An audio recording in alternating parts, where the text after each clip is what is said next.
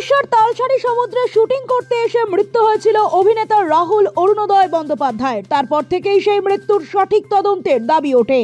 কলকাতায় আর্টিস্ট ফোরামের পক্ষ থেকে প্রতিবাদ মিছিল এবং শনিবার কলকাতার রিজেন্ট পার্ক থানায় অভিযোগ দায়ের করার পাশাপাশি শনিবার রাতে উড়িষ্যার তালসারি থানায় অভিযোগ করতে আসেন প্রয়াত অভিনেতার স্ত্রী প্রিয়াঙ্কা সরকার।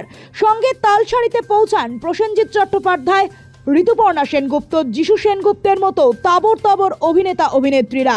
জানা যায়, রাহুলের মৃত্যুর প্রকৃত রহস্য সন্ধানে কলকাতার পর দ্বিতীয় দফায় উড়িষ্যায় দায়ের করা হয় এফআইআর।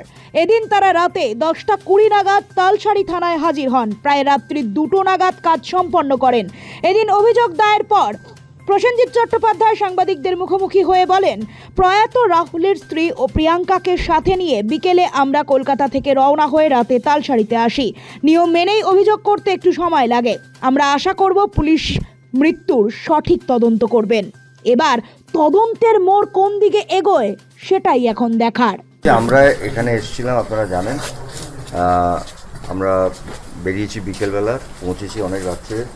থ্যাংক ইউ, এখানকার সবাই আমাদের অনেকটা সাপোর্ট করেছেন এবং আমরা ফাইনালি যেটার জন্য এখানে আসা, আজকে আমাদের রাহুলের স্ত্রী মানে আমাদের প্রিয়াঙ্কা আজকে অফিসিয়ালি এফআইআর লঞ্চ করলেন অনেকটা রাত্রিরে, কিন্তু আমাদের এখান থেকে প্রচুর সহযোগিতা পেয়েছি, এটার জন্য আমাদের আশা।